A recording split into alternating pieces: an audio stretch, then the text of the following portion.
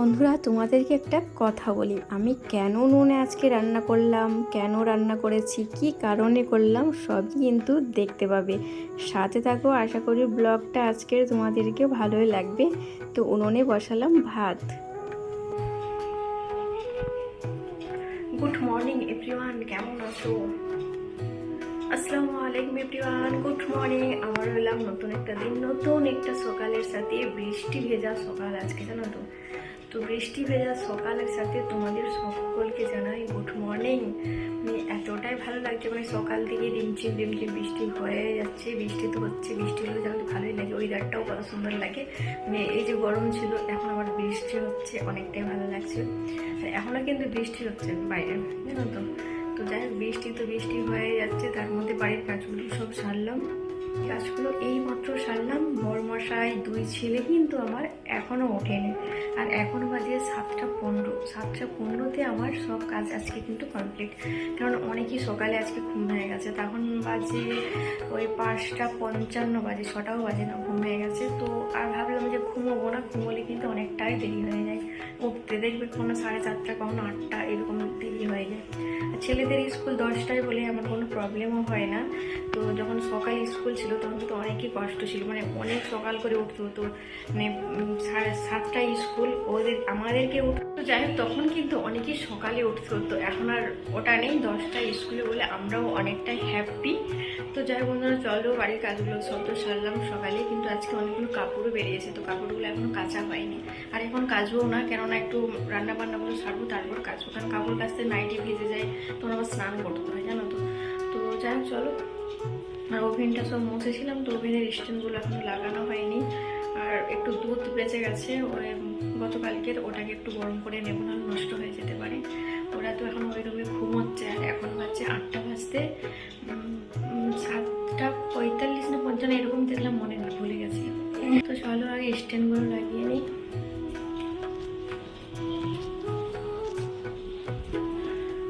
তো এই যে বাসনগুলো দেখছো না, এগুলো ধুয়ে গেছিলাম ফ্রেশ হতে ছাদে, একটু ফ্রেশ হয়ে নিলাম। আর বাসন আজকেও ছিল না, অনেকগুলোই বাসন ছিল গো। এতগুলো বাসন সিঙ্কের মধ্যে মাজতে অনেকটাই কষ্ট লেগে গেল। কেন বলো তো, এই ছোট্ট সিঙ্ক, আর এতগুলো হচ্ছে এতে বাসন টাসন ছিল, তো চারিদিকে জল টল পড়ে গেল, মুছেও নিলাম। আমার কারণে একটু কষ্ট হলো। তো বৃষ্টি হচ্ছে, না হলে বাইরে বাসনগুলো মেজে নিতাম, তো কিছু করার নেই, তো এখানেই মাজতে হলো।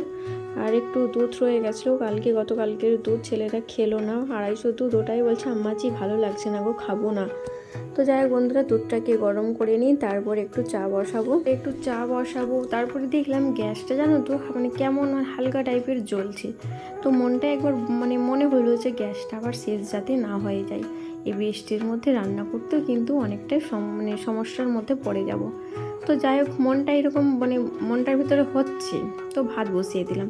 তো আজকে তো জানি বৃষ্টি হচ্ছে, বৃষ্টি ভেজার সময় কিন্তু খিচুড়ি, পোলাও, বিরিয়ানি এইগুলি কিন্তু ছেলেদের ফেভারিট, আর আমাদেরও ভালোই লাগে বৃষ্টির সময় খেতে। তো আজকে দেখা যাক, হয় বিরিয়ানি না হলে খিচুড়ি, যে কোনো কিছু বানাবো। তো এই কারণে ভাত কিন্তু আমি খুব কমই রান্না করব। তো এই কারণে ছোটো হাঁড়িটাতে ভাত বসিয়ে দিলাম। ভাত না, একটু জল বসিয়ে দিলাম, তারপরে কিন্তু চালটা ধুয়ে ভাতের মধ্যে দেবো। জলটা তো বসিয়ে দিয়েছি, জলটা খুব সুন্দর গরমও হয়ে গেছে, জলের মধ্যে চাল দিয়ে দিলাম। তারপরে যেটা হলো আমাদের গ্যাস শেষ। কি করা যায়, বৃষ্টিও পড়ছে, উনুনে তো রান্না করতেই হবে, তাহলে গ্যাস শেষ হয়ে গেছে, রান্নাটা করে নিতে হবে। কেননা গ্যাস যখন কে নিয়ে আসবে, তখন কি 10টার কমে তো খুলবে না। আর এত 10টার সময় যদি গ্যাস নিয়ে আসে, রান্না করব কখন? বড়মশাই খেয়ে যাবে দোকানে, ছেলেরা যাবে স্কুলে, তো রান্না তো করে নিতেই হবে, তাই না? যে করে তো রান্নাটা আমাকে সারতে হবে। ভাতটা হয়ে গেলেও কোনো কিছু মাখা করে কি কোনো কিছু দিয়ে খাওয়া হয়ে যাবে। আর গতকালকে সয়াবিন রান্না করেছিলাম, ওই তরকারিও একটু আছে, তো দেখা যাক। তো এই বৃষ্টি ভেজা সকালের সাথে কি রান্না করা যায় জানি না। বৃষ্টির সময় তো খিচুড়ি, পোলাও, বিরিয়ানি এগুলো তো ভালো লাগে খেতে, তাই না বলো? আর আমার ছেলেদের তো পোলাও ভালো লাগে না। পোলাও রান্না করলে বলবে আব্বাজি তুমি কি সাদা ভাত রান্না করেছো? পোলাও নাকি সাদা ভাত লাগে ওদেরকে, জানো তো। বিরিয়ানিটা হচ্ছে ওদের ফেভারিট। তো জানি না কি রান্না করবো। তো ভাত একটু করে বসালাম, কেননা যদি বিরিয়ানি রান্না করা হয় তাহলে ভাতগুলো অনেকটা নষ্ট হয়ে যাবে। তো ওই কারণে কম করে এখন ভাতটা বসিয়ে দিলাম। তো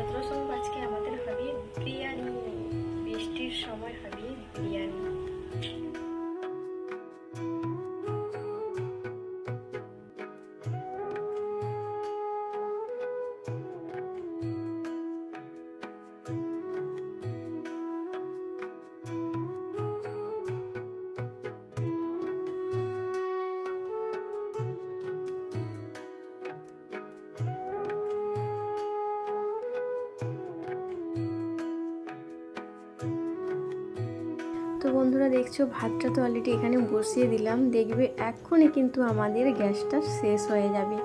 মানে শেষ হওয়ার সময় দেখছি কেমন ফোরফোর টাইপের আওয়াজ করলো, তো দেখলাম ও মাই গড, তো গ্যাস শেষ হয়ে গেছে।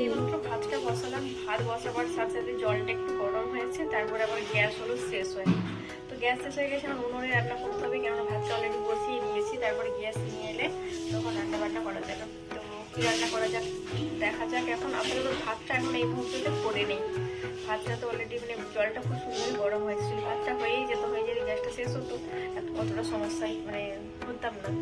তো যাই হোক, এখন উনুনে রান্না করতে হবে। এখন যাবো ছাদে, ছাদে গিয়ে উনুনে রান্না করবো, কেননা বৃষ্টি পড়ছে আর বাইরেও তো রান্না করতে পারবো না, বাইরে তো বৃষ্টি হচ্ছে। তো কি আর করাই যাই বলো, গ্যাস শেষ হয়ে গেছে।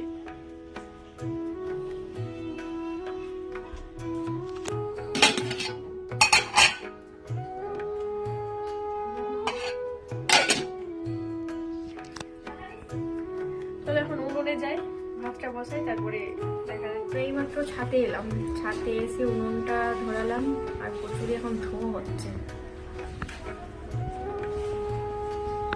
উনুনটাতে এখন ভাতটা করে নিই। আর আমাদের দুটো সিলিন্ডার আছে, কিন্তু আমি মানে মনেই নেই ওটাও যে মানে শেষ হয়ে গেছে, খালিটা আছে ঘরে, কিন্তু ওটা তাহলে ভর্তি আছে। তো তারপরে গিয়ে দেখি মা ওটাও মানে ওটাও তো শেষ হয়ে গেছে, কী করা যায়। তো বরমাসাই বললো যে 10টা না বাজলে তো খুলবে না। তো ভাতটা আমাকে বসিয়ে দিয়েছি, তো এখানে ভাত চাইতে বানিয়ে নিই, তারপরে তার দেখা যাবে কী রান্না করা হয়। আর প্রথমে আজকে তো বললাম যে বিরিয়ানি রান্না করবো, তো একবারে ছাদে গেলাম না, সিঁড়িটাতে বসে আছি, আর সিঁড়িটাতে বসে বসে রান্নাটা করে নেবো ভাতের। আর উনুনটা ধোটা এই মাত্র ধরলো, অনেক কিছু দিয়ে উনুনটাকে এখন ধরাতে হলো আমাকে।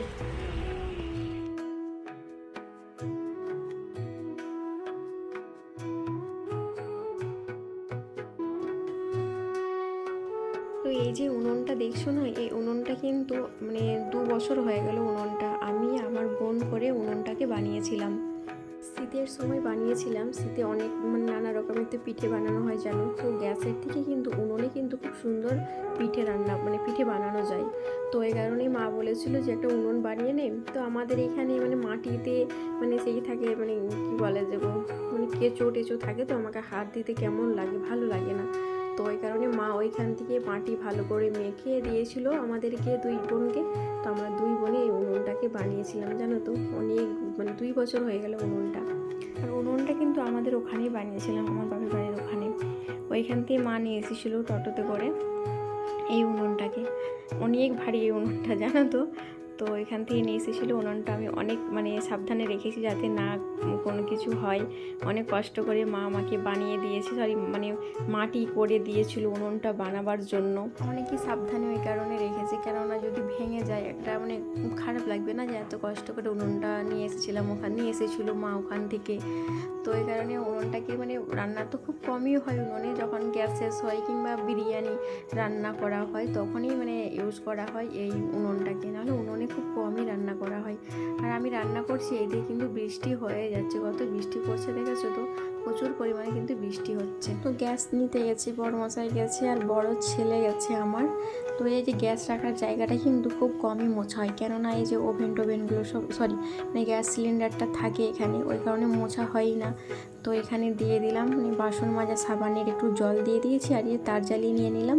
তার জ্বালিয়ে নিয়ে বেশ ভালো করে ডলে ডলে করে এইগুলো এই জায়গাটা কিন্তু পরিষ্কার করে নেব। আর গ্যাস নিয়ে চলে আর মানে এই যে দাগটা হতো না অন্যান্য দিন যখন মানে কিচেন রুমটা মোছা হয়, তো ওই জল লেগে লেগে এরকম হয়ে যায়, কিন্তু এটা ঘর মানে যখন পরিষ্কার করব না মানে বেশ ডলে ডলে যখন করব, এটা কিন্তু পরিষ্কার হয়ে যায়, খুব সুন্দরভাবেই পরিষ্কার হয়। তো ওই হাতে ভাবলাম আর কিচেনটাও মুছে নেব। আর এই ছোটো ছোটো হাঁড়িগুলো কিনে নিয়ে এসেছিলাম মেলা থেকে। তো ভেবেছিলাম যে শর্টস বানাবো, শর্টস আর রান্না করব, কিন্তু সময় আর পাচ্ছি না, কবে হয় দেখা যাক, কবে এগুলো ভিডিও একটু বানাতে পারি। কিনে নিয়ে এসে তো রেখেছি, তো দেখা যাক কবে হয় সময়। আর এই দিকে জায়গাটাকে খুব পরিষ্কারভাবে মানে করে নিলাম, পরিষ্কার করে নিয়েছি জায়গাটা কেমন হয়েছিল। তো গ্যাস নিতে গেছে আর এদিকে ছেলেকেও রেডি করিয়ে দিলাম, স্কুলে যাবে। ভাতটা তো অলরেডি হয়ে গেছে, ভাতটা বসিয়েছিলাম বলে।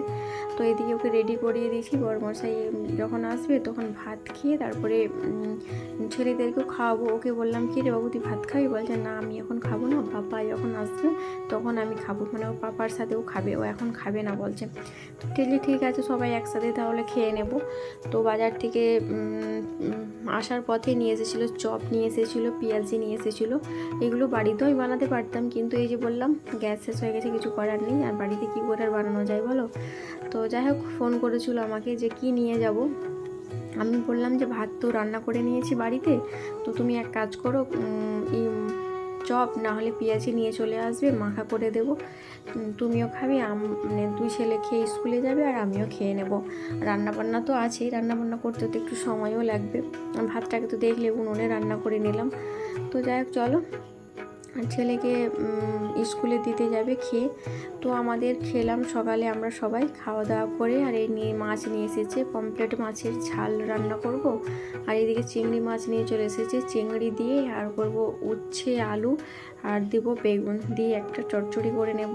আর পমফ্রেট মাছের ঝাল, পাতলা করে মসুরির ডাল রান্না করব। আর যদি একটু ঘন টাইপের হয় না ডাল বেশি খেতে চাই না, ঘন ডাল মানে পাতলা জলটা শুধু খেতে চাই, ওর না হলে হজম হয় না বলে, বলছে বেশি গাঢ় ডাল আমি খাবো না, আমাকে শুধু উপরে জলটাকে দিবে। তো ওই কারণে খুবই পাতলা করে মুসুরির ডাল রান্না করব। এইদিকে তো কড়াই বসিয়েই দিলাম, প্রথমে চিংড়ি মাছটাকে করে নেব, ভেজে চচ্চড়িটাকে করে তারপরে ভালো একটা জায়গায় নামিয়ে নেব, তারপরে মাছটাকে রান্না করব। তো ওই যে পামফ্লেট মাছটা কিন্তু ওখান থেকেই পরিষ্কার করে নিয়ে এসেছিলো, ওই পরিষ্কার করে নিয়েছি। পরিষ্কার করে এখন এই চিংড়ি মাছটাকে প্রথমে ভাজা করে নিলাম, তার মধ্যে দিয়ে দিয়েছিলাম পেঁয়াজ ফোড়নে, দিয়ে ভালো করে ভাজা করে তারপরে যা মশলা দেবো সব মশলাগুলো দেবো। এটা কিন্তু গা মাখা করে চচ্চড়ি করে নেব। তো এই যে আমার চচ্চড়ির ফাইনাল লুক, খুব সুন্দরভাবে চচ্চড়িটা হয়েছে। আর খেতে এত সুন্দর টেস্ট হয়েছিল, অসাধারণ টেস্ট, মানে ভয়েস ওভারটা তো আমি পরেই দিচ্ছি খাবার পর, ওই কারণে আমি মানে বলতে পারছি যে এত সুন্দর টেস্ট হয়েছিল, খুব সুন্দর হয়েছে। তেতো লাগছে চিংড়ি মাছ যে রান্নাতেই যাবে সেই রান্নার টেস্ট কিন্তু অনেকই সুন্দর হয়। তো যাই হোক, আর এই যে এই মাছটা চচ্চড়িটা তো হয়ে গেল, এটাকে এখন নামিয়ে নেব। তারপরে যে পমফ্রেট মাছ দেখলাম, পমফ্রেট মাছের মধ্যে লবণ হলুদ আর একটু দিয়েছিলাম লঙ্কার গুঁড়ো তো দিয়ে ভালো করে ম্যারিনেট করে রেখে দিয়েছি। 10-15 মিনিট রাখলে কিন্তু খুব সুন্দরই হয়, মানে মাছের এটা। আর এইদিকে কড়ার মধ্যে দিয়ে দিলাম সরষের তেল। আর এই কড়াইটাকে পরিষ্কার করে নিয়েছি অবশ্যই, কেননা এই যে রান্না করেছিলাম উচ্ছে আলু চিংড়ি মাছ, ওটাতেই তো রান্না করলাম, তো ওই কারণে ওটাকে ভালো করে ধুয়ে নিলাম। ধুয়ে তারপরে মাছটা রান্না করছি ওতে। তো এই যে মাছ রান্না করবো আর একটু কুকারে বসিয়ে দেবো মসুরির ডাল। কুকারে কিন্তু অনেক জলদি রান্না হয় মসুরির ডাল, তো ওই কারণে মসুরির ডালটা ওটা দিয়ে করে নেব, করে বাসা হয়ে যাবে। আজকে দুপুরের লাঞ্চ মেনু তো থাকছে আমাদের পমফ্রেট মাছের ঝাল থাকছে, আর থাকছে গিয়ে চিংড়ি মাছ দিয়ে আলু দিয়ে বেগুন দিয়ে গা মাখা একটা চচ্চড়ি, আর আছে গিয়ে পাতলা করে মসুরির ডাল। এই হচ্ছে আমাদের আজকের দুপুরের লাঞ্চ মেনু। তো অন্যান্য কিছু রান্না করতে পারতাম, কেননা মানে বৃষ্টি হচ্ছে, তো এই যে বললাম যে বিরিয়ানি বানাবো, তো আজকে দুপুরের লাঞ্চ মেনুতে এটাই আছে। যতটা সম্ভব বিরিয়ানি কিন্তু রাত্রে বানানো হবে আমাদের। তো চলো, রাত্রে আজকে চিকেন বিরিয়ানি হবে। বড়মশাই বললো যে আমি এখন দোকান চলে যাচ্ছি, দোকান থেকে ফেরার পথে চিকেন নিয়ে চলে আসবো। আর বাড়িতে তো সব তো উপকরণ তো রাখাই থাকে, যে সব বিরিয়ানি করতে, যেমন বিরিয়ানির মশলা, তারপর ধরো বাসমতি রাইস আর সব কিছু যা যাবতীয় জিনিস লাগে, শুধু মাংসটা বাদে, তাই না? তো ওটা তো নিয়ে আসবে বললো। আর এইদিকে কিন্তু অঝোর ঝড়ে বৃষ্টি হয়েই যাচ্ছে, বৃষ্টি জানো তো। তো এই কদিন যে গরম রাখলো, আবার কদিন মানে বৃষ্টি হচ্ছে। যখন গরম তো গরম, প্রচুর গরম, বৃষ্টি তো বৃষ্টি, প্রচুর বৃষ্টি, মানে এইরকমই হচ্ছে। তো যার